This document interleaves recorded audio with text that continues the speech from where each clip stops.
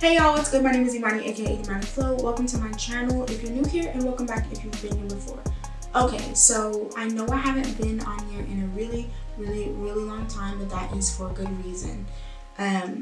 Back in February, March, I had a mental break. I wouldn't say it was a mental breakdown, but it was definitely serious, and I just had to step away and take some time. I was trying to finish grad school, realized that I didn't need to be in grad school. For that, I quit grad school and then I finished grad school.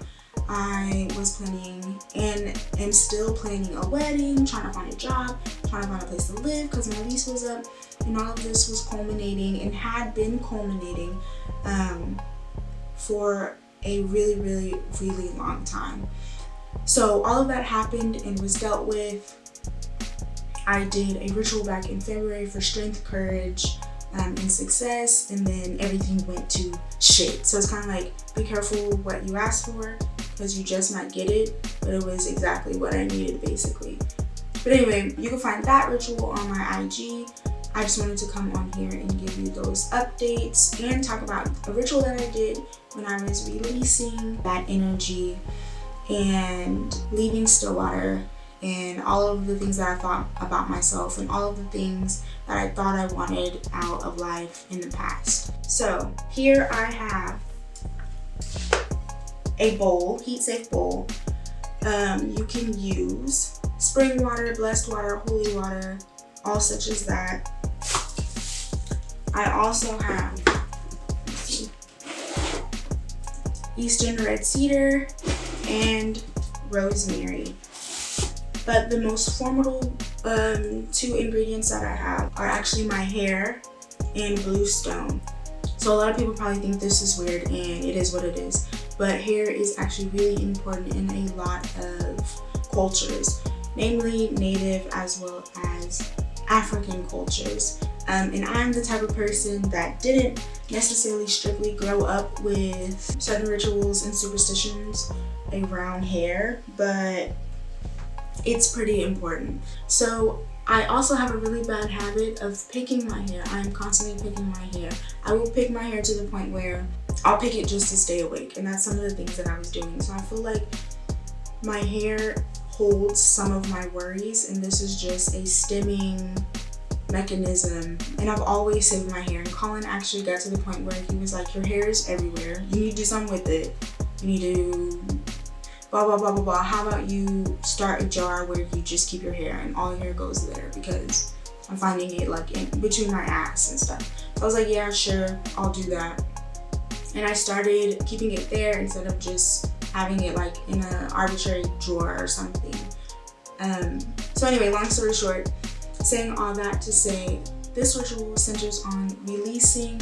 It centers on healing, tranquility, and that's where the bluestone comes in, as well as releasing your worries, releasing your trauma and all of that stuff back to God, to your ancestors, and XYZ. And this ritual basically closed out that chapter of my life. So what you're gonna do is, in your heat safe bowl, you're going to put your hair, your rosemary or any herbs that you use, your Eastern red cedar or any long withstanding restorative trees and shrubs and all of that in a heat safe bowl, and you're gonna light it. Now you can also use a petition, but I didn't. I just stood there and let the smoke fill the air and prayed, all of that.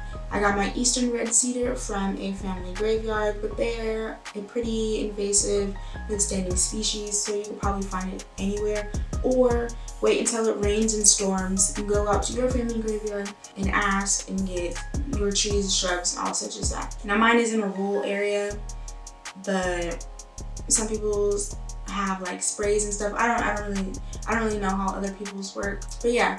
So you're gonna put all of that into your vessel, you're gonna light it. And I did this the night before we left, and then the day after I buried it at the foot of a tree in Stillwater. And then I put my blessed holy water, charged water over it, and I also had some bluestone over it. And actually right after I did that, I saw a blue butterfly. I don't know what kind of butterfly it was, but I saw a blue butterfly basically, flutter by. And that was just really confirmatory for me. Like, you don't have to have all this crazy shit happen in your life to be like, oh, I'm spiritual or connected. You don't have to transverse planes and stuff like that. It's the little things for me and for what I think. So anyway, that was confirmatory, and then I was like, okay, done deal. And that's the ritual.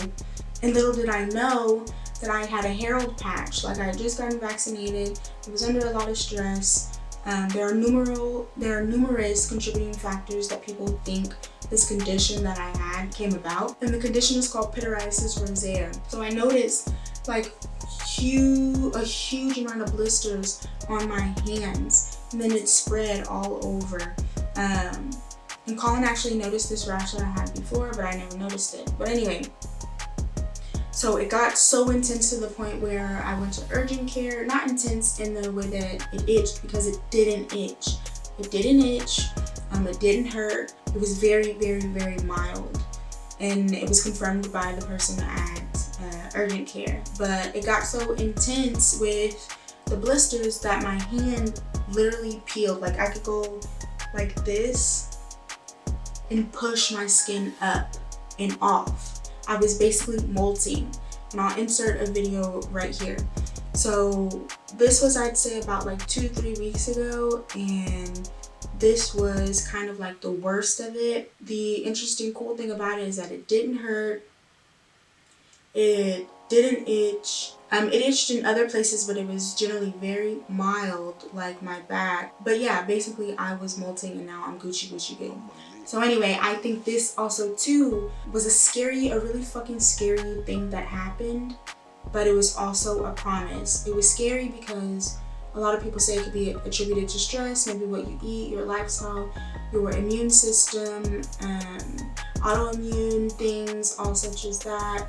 But it was also a promise that I was really, really, really done with that season of my life.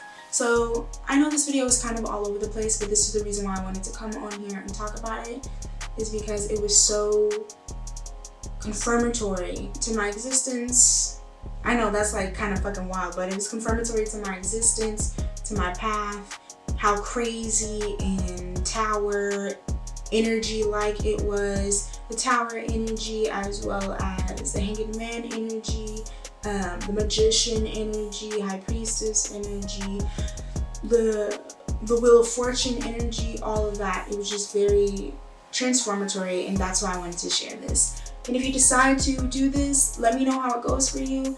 I'm not one to believe that it has to take a lot of work and a lot of gusto to really move in the direction that you want, but you do have to put effort into it.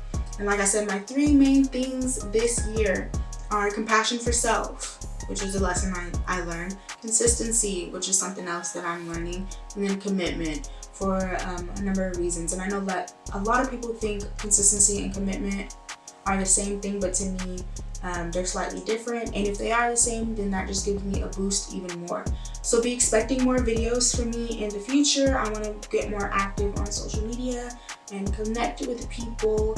My books are back open, so I'll leave the link in the description below. And yeah, be sure to like this video if you like this video, comment down below to say hello, and subscribe if you feel the vibe. Stay safe, stay sane, stay spiritual.